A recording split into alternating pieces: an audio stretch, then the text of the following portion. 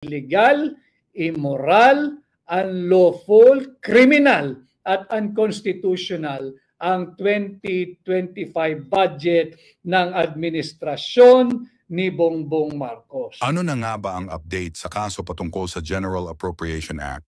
Natapos na nga ang halalan at ngayon ay papalapit na ang gagawing oral arguments ng Korte Suprema sa kasong isinampa nila Attorney Vic Rodriguez ngayong darating na Mayo 11.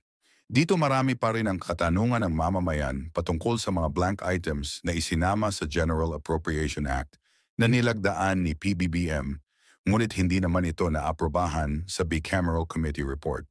Ngayong nalalapit na ang araw ng gagawing oral arguments ng Korte Suprema ay halos na i-release na ang halos buong budget ng bansa, ay hindi pa naglabas ng bagong update si Attorney Vic Rodriguez patungkol sa kasong ito.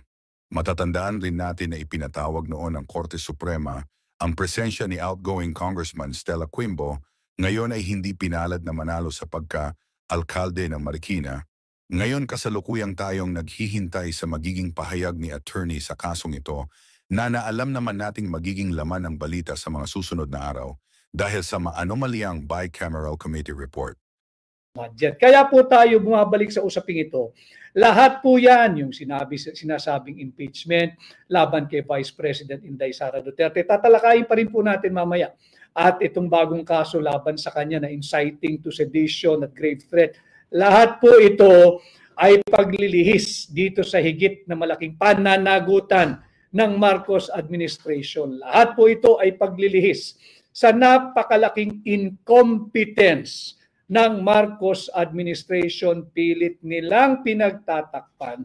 Hindi po natin sila dito lulubayan at nakikiusap nga ang ating mga abogado sa ating Korte Suprema na mag-issue po kayo ng subpina, ilabas ang kopya ng enrolled bill, ilabas ang kopya ng General Appropriations Bill nang sa ganoon ay mapadali ang pagpapakita ng ebidensya na illegal, immoral, unlawful, criminal at unconstitutional ang 2025 budget ng administrasyon ni Bongbong Marcos.